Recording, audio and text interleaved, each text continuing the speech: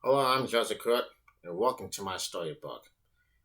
Today, I'll be reading two final chapters, 5 and 6, in this final part in this book of Michelle Obama. This is the final part 3 of this book on our own live broadcast of this day on YouTube. Let's begin, please. Chapter 5, on a fast track to the White House. Barack Obama moved to Washington, D.C., along when he became a U.S. Senator.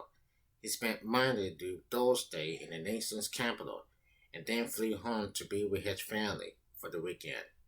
The Obamas decided not to move the whole family to Washington, D.C. because Michelle wanted to keep working and they did not want to disturb the lives of Mela and Sasha. In December 2005, near the end of Barack's first year in office, Michelle told a newspaper reporter, "We made a good decision to stay in Chicago, to remain based in Chicago, so that has kept our family stable. There have been very little to this transitions for me and the girls. Now he's communicating a lot, but he's the grown up. He's the senator. He can handle it. That's really helping keeping us grounded." By then, however, Barack was considering a leader Democratic candidate for president in 2008. His speech at the 2004 Democratic National Convention had introduced him to the nation, and he became even more popular since then because of his stance on politics issues, such as the Iraq War. When a reporter asked Michelle how she felt about Barack running for president, she said she did not think her husband would enter the race. However, Michelle was pregnant enough to admit that everything is possible and its politics is possible. You have to wait and see what happens, what the future holds, and what makes sense. Timing is everything. The future came more quickly for her husband than Michelle could even imagine. An unselfish choice. At the end of 2006, Barack faced the most important decision of his life, whether he should run for president. Many political leaders and senators were urging him to be a candidate, but he was not sure if it was a good idea. In December, when the family went to Hawaii for their traditional Christmas vacation, he and Michelle discussing the subject during their long walks on the beach. Her initial instinct was to say no. Barack admitted Michelle's hesitation was for her fears that the campaign could harm her family. She knew Barack would be subjected to health politics attacks by his opponents, and that the campaign would disturb their lives in so many ways. Michelle also warned that Barack would be assassinated by racists who did not want an African American president. Her fear was not unfounded. Barack did receive death threats, and the Secret Service began protecting Obama and his family on May 7, 2007, more than a year before the election, and the earliest a presidential candidate had ever received such security. Michelle knew Barack would not run if she said no, so she considered every factor before deciding. She says, "I took myself down every dark road you could go on, just to prepare myself before we jump out there.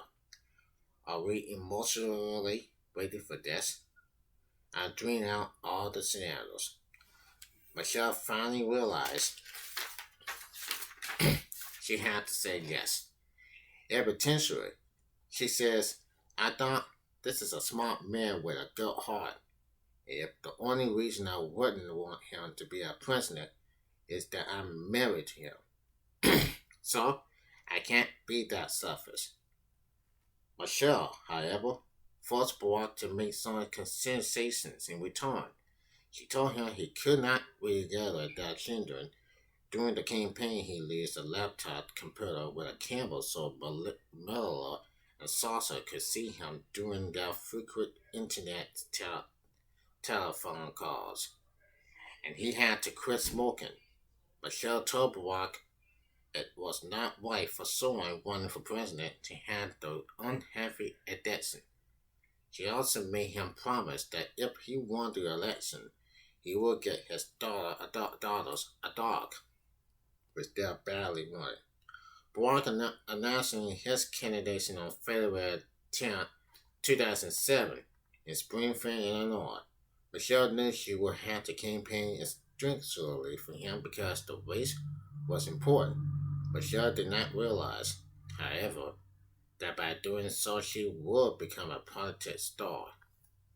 On the campaign trail, since 2005, Michelle had been executive director for community affairs at University of Chicago hospitals, a position that paid $316,000 annually. When Barack announced that his candidacy, she agreed to work only part-time even though she enjoyed her job. Michelle cut back her hours to devote herself to campaigning and caring for her daughters, who would see their father even less while he was campaigning around the nation. One of Michelle's first campaign duties came on February 11, 2007, when she and Barack appeared on the television show 60 Minutes after he announced his intentions to run. Michelle answered questions intelligently. She also displayed the playful side of her personality, which endeared her to many people.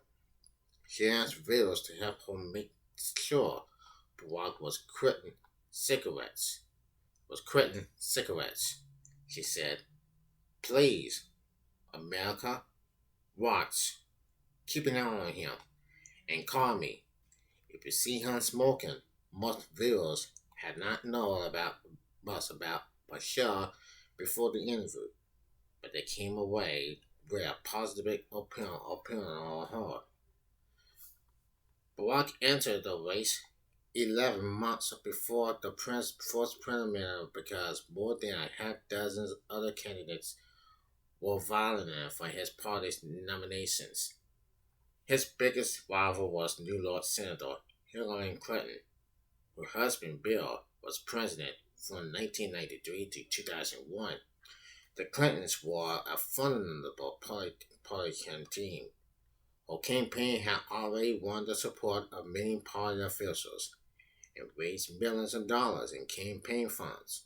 Bob was the first black candidate, and Hillary was the first female candidate in U.S. history to have such a good chance to be elected president. And many Democrats were disappointed that two historic candidates would battle each other for the nomination.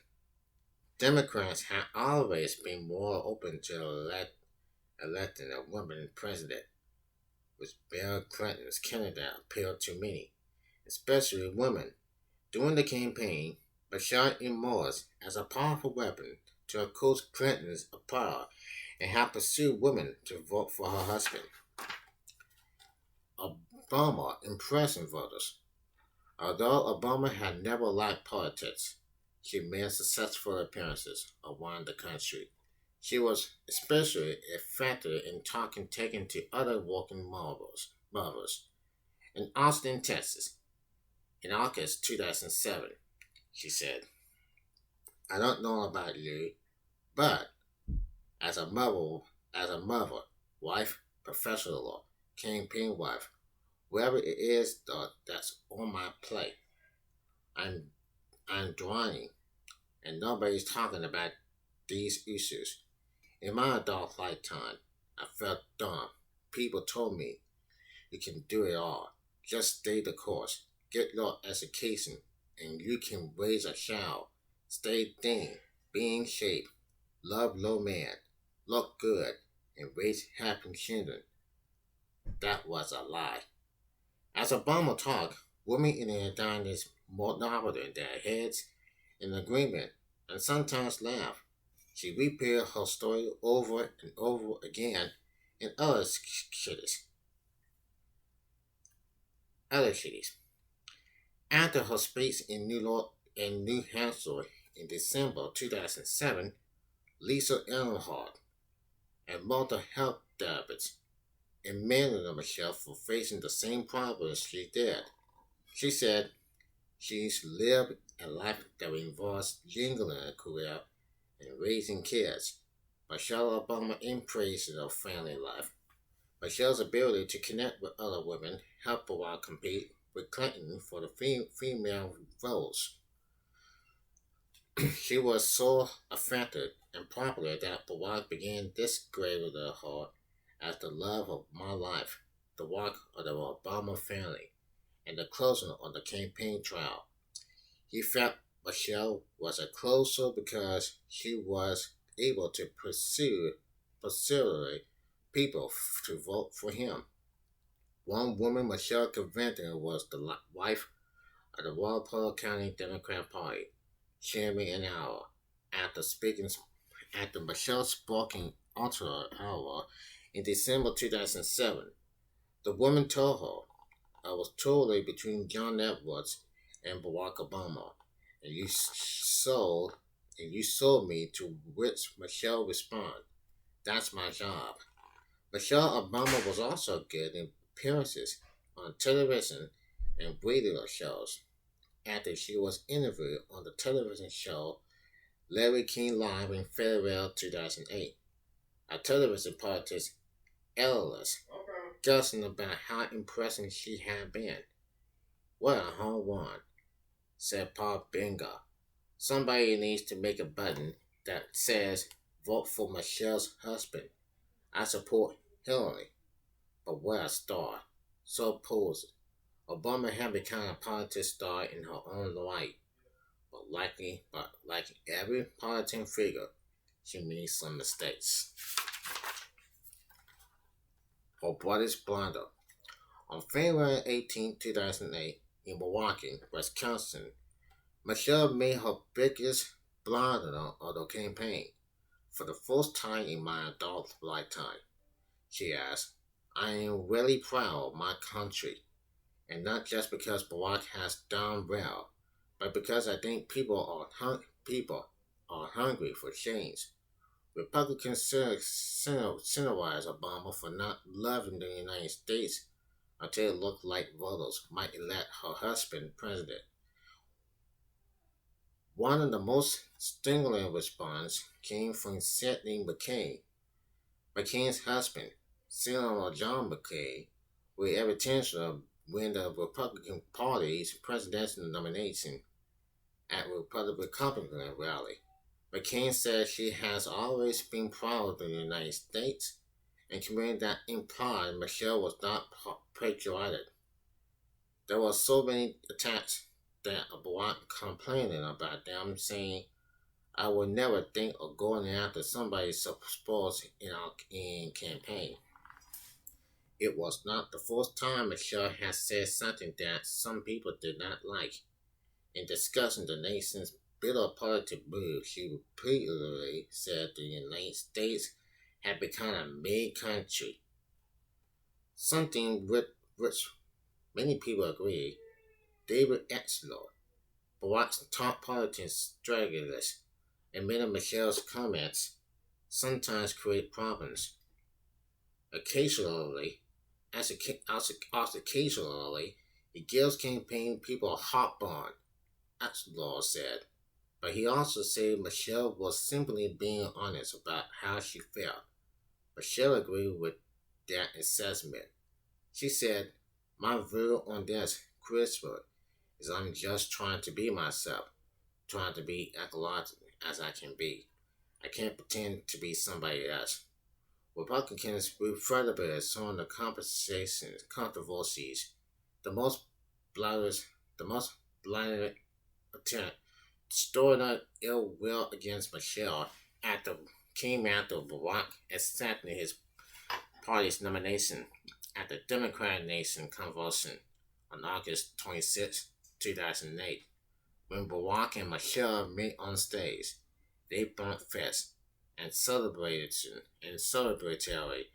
gusts and hereditary gusts, many blacks and athlete leads.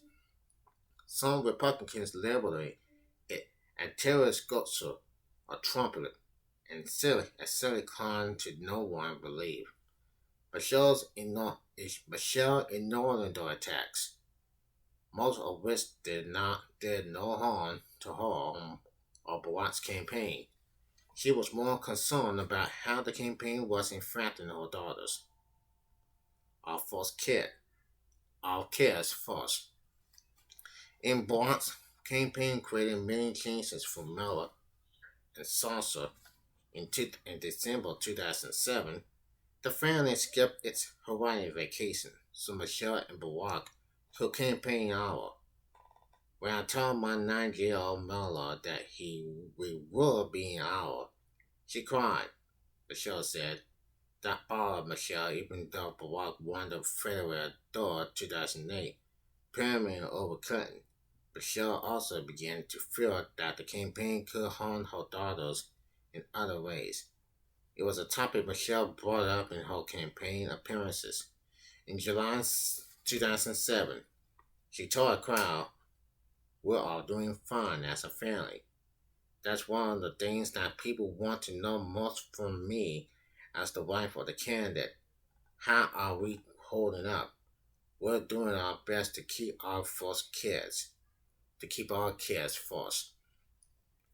Our view is that if our children aren't seen and heard and focused, then we can't represent it to the rest of the country to, to make our daughters live more normally." Michelle spent as much time as possible with them because Barack was always traveling.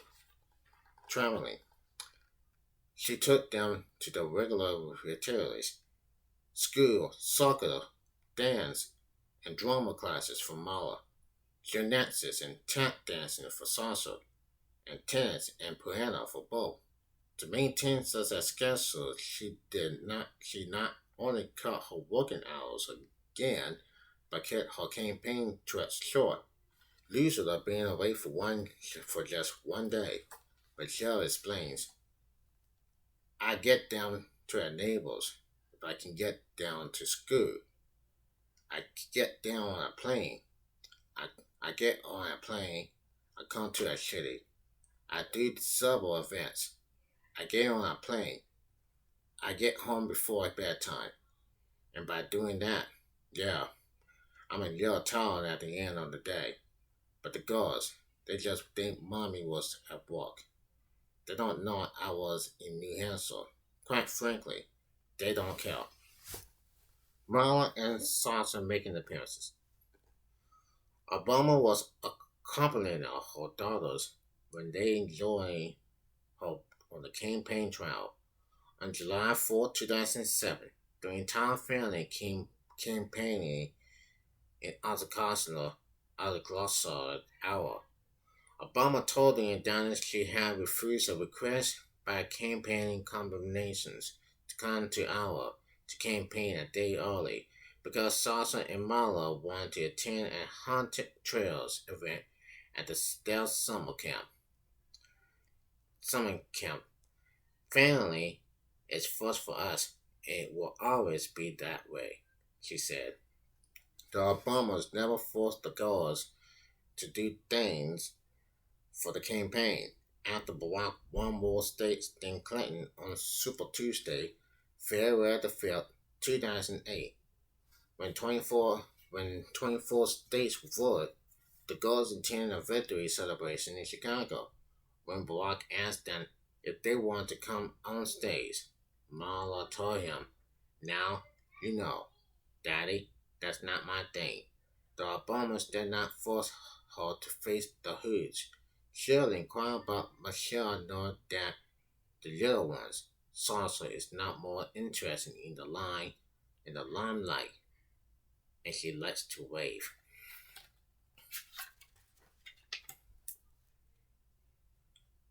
Marla and Sansa did make an appearance on August 25th, 2008 at the Democratic National Convention.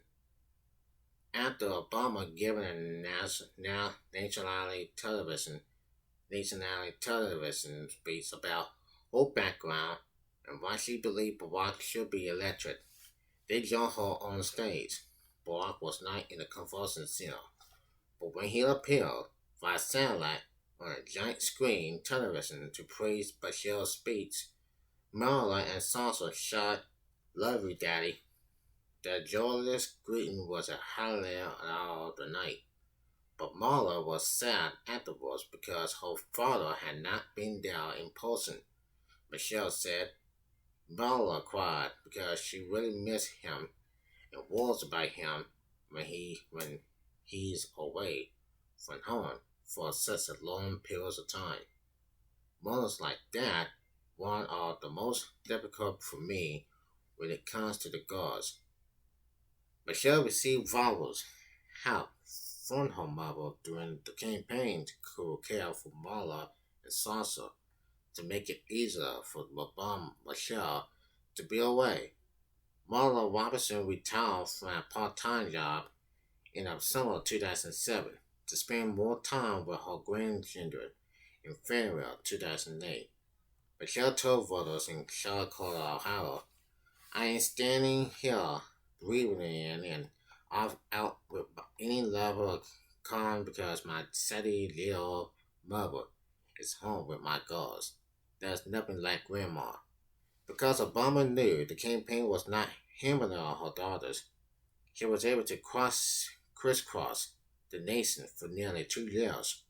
She visited Iowa, New Hampshire, and other states repeatedly throughout 2007. When Barack won the fourth primary in Iowa on February the 3rd, 2008, he became the fourth winner, a position he did not relinquish. Michelle was on the road throughout the long parliamentary season running up to the November 4th election when Barack scored a landslide victory over John McCain. Several victory. Michelle Obama made more solo appearances than any other presidential candidate sponsor ever. She also regularly drew large, expert crowds of a dozens or more people, making her the most popular and threatening campaign sponsor in presidential election history. So it was fitting that she shared the spotlight with Barack on the election night during a rising, emotional celebration at Great Park in Chicago, which was only a few miles from the family's Hyde Park home. The Obama storm stays on and on and on and on without children to the diminished cheers of tens of thousands of people. When Barack and Michelle kissed, the love they had for each other was apparent to the entire world. Chapter 6: Life as the First Lady. When Barack Obama took the oath of office to become the 44th President of the United States on January the 20th, 2009, he placed his hand on the same Bible Abraham Lincoln used in 1861. Holding the Bible during the ceremony was Michelle, who had campaigning so hard to help him get elected. The Obamas attended 10 inaugural balls that night, and at each they danced to that last. And so for love song made famous by legendary blues singer Eaton James. The first was the neighborhood bar at the Walter E. Washington Convention Center. When they arrived, and Grandma Barack greeted the crowd with several hundred people by proudly asked them, first of all, how good looking is my wife? With pop star Beyonce singing the lyrics to At Last. The couple then shout to their favorite song. People at the bar were impressed by how grateful and eager the Obamas looked and how much they seemed to love each other. Even celebrities watching were over. Shakula said, it was so emotional. It was something to tell my children about, and the popular singing star for Cleveland does not even have any children left. Michelle made no public comments on the inauguration day, so Barack could have the spotlight to himself. But that quickly changed because Michelle was not going to be the nation's first lady, a position that made her one of the world's most famous people. The news media will now be recording every word and action. The next Jackie O. Newspapers, magazines, television stations, and websites were interpreted by Michelle Obama for many reasons. She was not only the first African American First Lady, but she had more work experiences than any other presentation bars. They were also captivated by her beauty and flair for clothes. The day after her inauguration, there was a flood of stories in the media about Obama's clothes. During the inauguration, she wore a stocking dress and coat as the unusual leather gold color that sparkled in the sunshine. For the balls, she donned a white skilled gown with small flowers and light refractory crystals. Most observers claimed Obama looking stylish in both outfits. An article for the newspaper in London, England, reported Liz Jones writes, "Isn't she lovely?" And then answers the question in a fragmentary. Jones also quotes Suzanne Kravitz, an English fashion expert, who claims she'll be the next Jackie O. Jackie O was Jacqueline Kennedy, but for President John F. Kennedy. She became known as Jackie O, but she married Austin after JFK was assassinated in Dallas, Texas on November 22nd, 1963. During Kennedy's 3 years as president, Jacqueline established herself as the most engaging and fashionable First Lady ever. Even before Barack was elected, some reporters were already written that Michelle would be a worthy successor to Jacqueline's legacy. Many reporters were also comparing Barack to John Kennedy because of his equally speaking style and intelligent mind. Some analysts have remastered Kennedy's brief presidential as Cranlock, and references to the masculations rule of King Arthur England. When Barack was elected, some reports predicted he and Michelle might create something similar called Obama Lock. According to Lawrence Lerner, the author of several books on the Kennedys, the comparison is justified, he says. Men want to be like JFK and women want to be like Jackie. There haven't been a president who has done that since JFK and Jackie, and I think President Obama and Michelle Obama may come close to that. Decorated covers.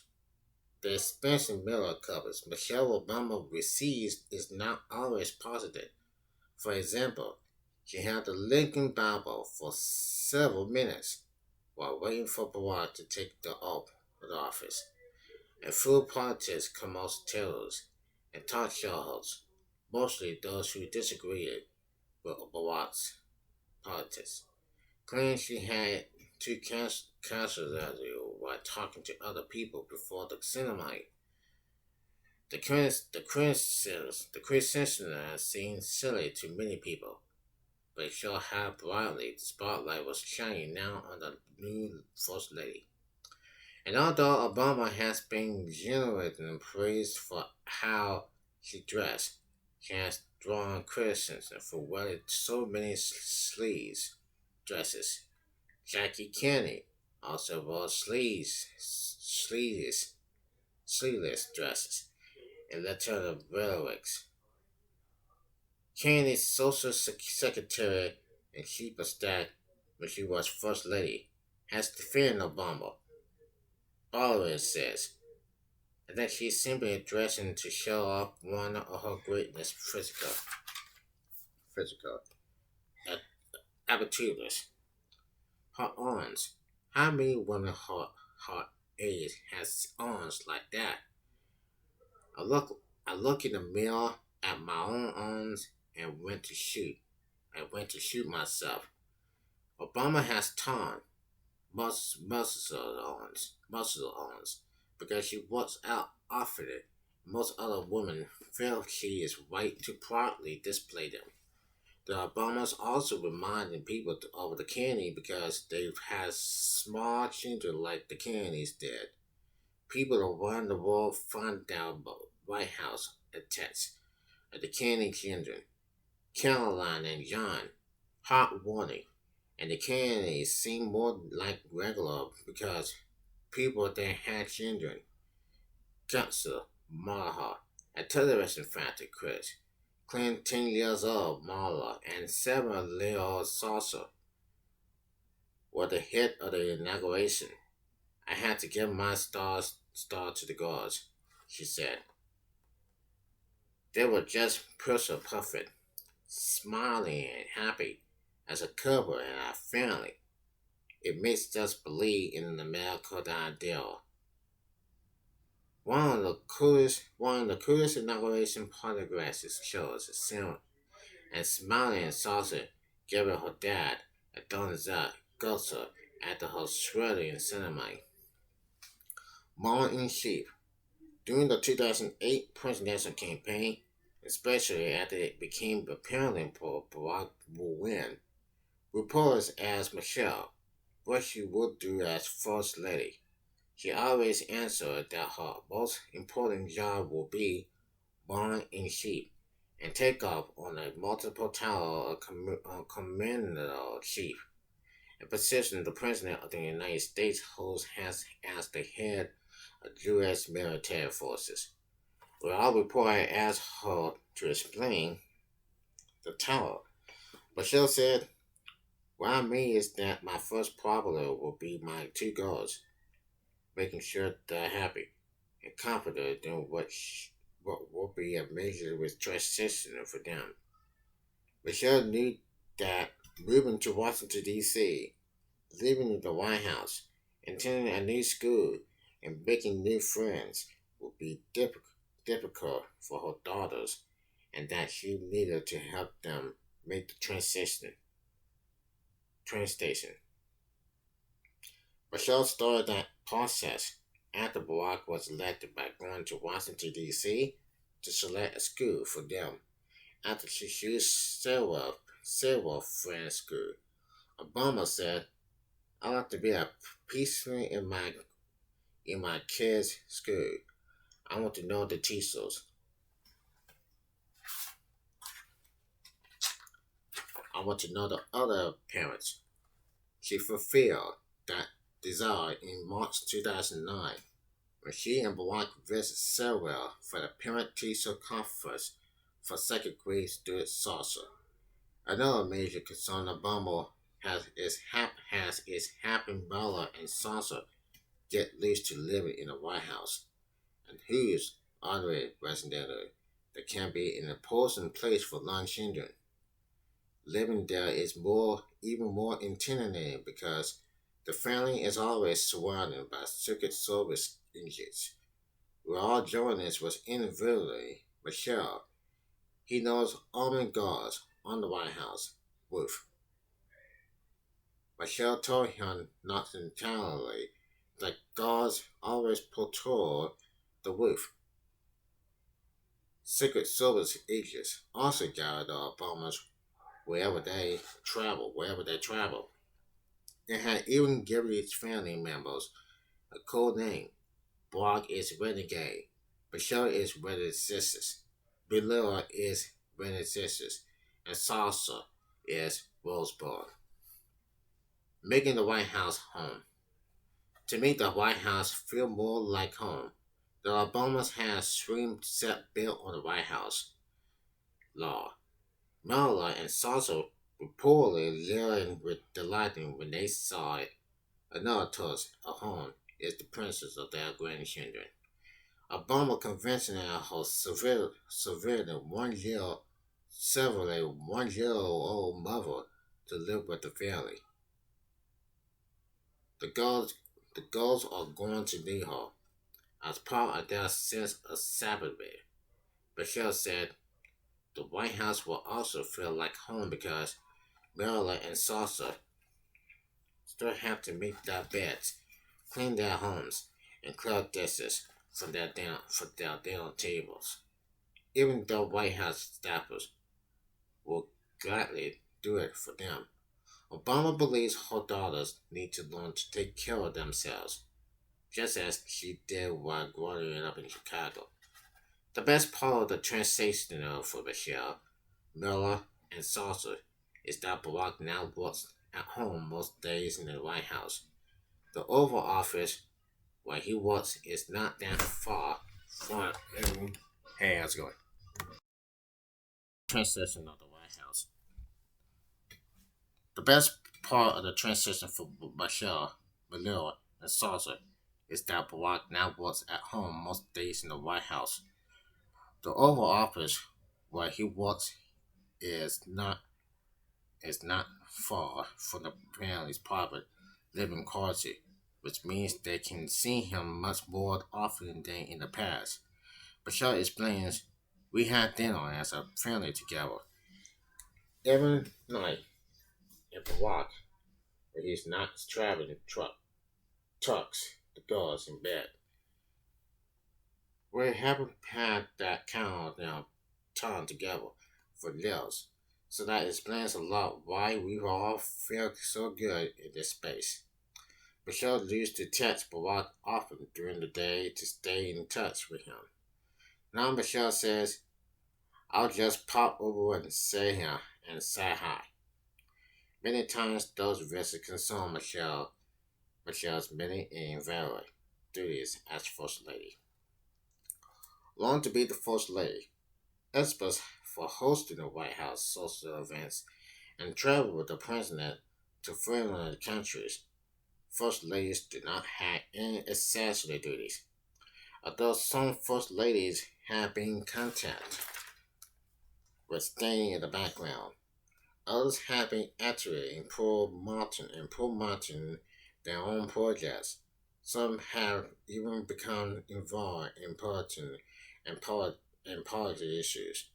In farewell, when a teenager at the Adams Morgan Service Center for Latino Family asked Obama what it was like to be the First Lady, she admitted, "I think I'm still trying to figure that out." But even while Obama is still learning how to do her new job, she has been a very accurate First Lady. In her first month, Michelle Obama visited 5 federal agencies to meet federal workers, launched with Washington, D.C., Molly Endell Theater, went to the ballet with her family at the Kennedy Center, and hosting an African American History Month event at the White House. Michelle also gives series of interviews to newspapers and magazines reporters interested to know what White House life was like for the Obama family. The interviews marveled, marveling, marveling in her daughter, marveling on her daughters, and her many appearances just keep Obama very busy. To help Obama coordinate her schedule, handle correspondence, plan White House social events, and deal with the news mill. She has a staff of 20 people. One of the first events Obama's staff helped her coordinate was on February 11th, where she presented the State Department's award for international women. Of course, the 7 women for Afghanistan, Darling Tamara, Awak, Minnesota, Nagar, Russia, and and obesity. Obama said that the 7 who fought for women's rights in their countries had important lessons to teach other women. She started one, that as women, we must stand up for ourselves. The second, as women, we must stand up for each other. And finally, as women, we must stand up for justice for all. During the ceremony at the U.S. State Department, Obama shared the stage with former First Lady Hillary Clinton, now President Obama's Secretary of State. On February 2000, on February 25th, Obama hosted one of her first big White House social events. It was a dinner honor soul singer Stevie Wonder, who received the Liberty of Congress Grantham Prize, the nation's highest honor for a musician. Obama said Wonder was a man who missed music and lyrics I fell in love with when I was a little girl.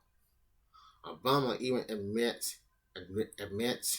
that the first record album she bought was Wander's 1972 classic Taking Book, celebrated the country.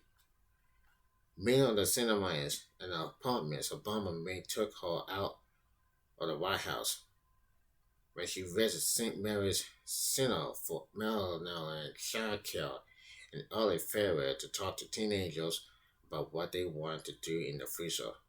A reporter asked her why she was visiting so many places in Washington, D.C. Obama said, "We, she, and Barack were taught that you have to get to know the community that you're in, and you have to be a part of that community. You have to get to know it in order to achieve engaging in it." She and Barack did that together, but they went to a local school to read to learn children. Michelle Obama also traveled around the country. One of her first trips as First Lady was for a cause Obama had embracing during the presidential campaign, military families. On March 13th, she went to Fort Bragg in North Carolina to meet with members of the military and their families. Many military families have been experiencing financial, emotional, or physical problems due to involvement of loved ones in the wars in Afghanistan and Iraq. Michelle believes the federal government needs to provide more help to military families to deal with such problems. She says, "I think that's one of my jobs, is to try and shed some light on some of those issues. To not just be in that conversations the military response and hear those stories, but to take that information back to the administration to share it with the nation, so that we can think again about how we can better support these families."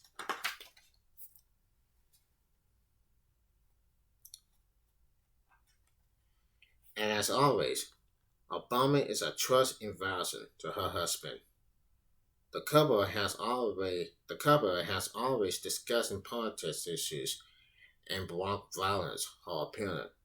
During the campaign, when a reporter asked Michelle if she ever considered Barack, Michelle answered that if her husband asked for her advice, "Do you accept me to hold my tongue?"